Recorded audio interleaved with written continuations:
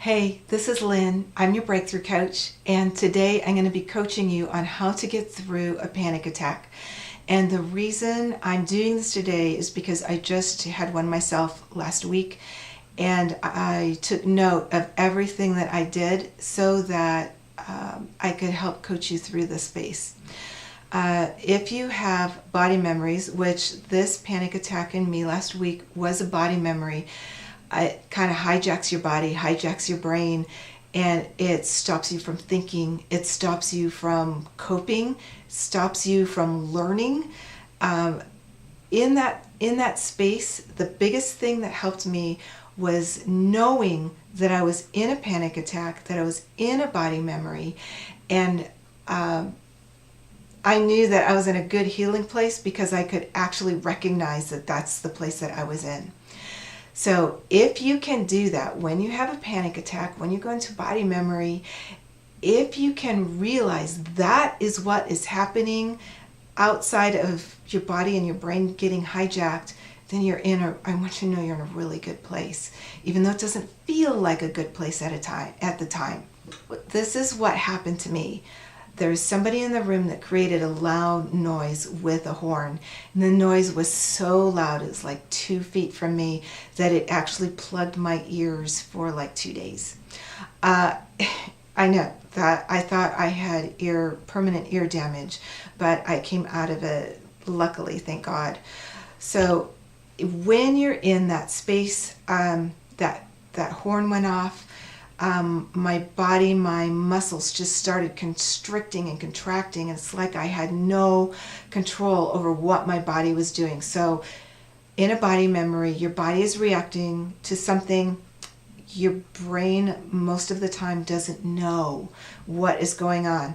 In this case, my brain went into a dark place that didn't have anything to do with what was going on into the room. It took me back into a place in my history. Immediately, I started breathing super deep, rhythmically, like a meditative breathing exercise, trying to get my heart rate down because my heart was going crazy, and I was in a space with other people, so the best thing I could have done was remove myself from the room. I didn't remove myself quick enough for somebody to say, "Oh, Lynn, what's the matter? It's okay. It was no big deal." Totally devalued what I was thinking and what I was going through at that moment.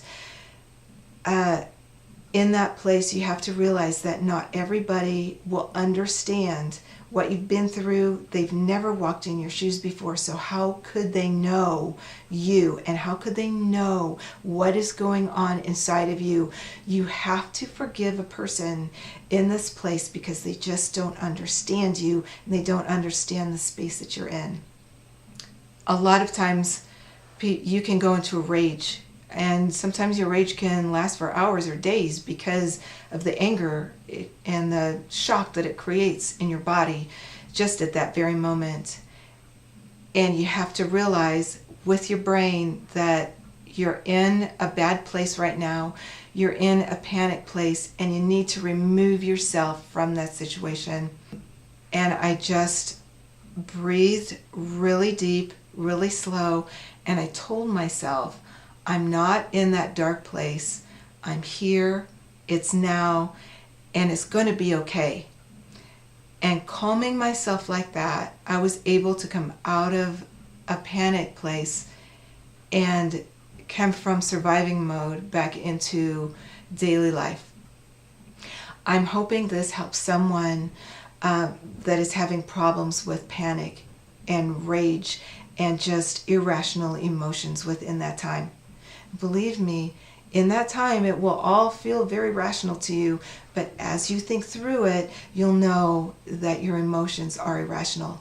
You're in a body memory, you've been triggered, and this is how to get past it. My website is innerhealinglifecoach.com.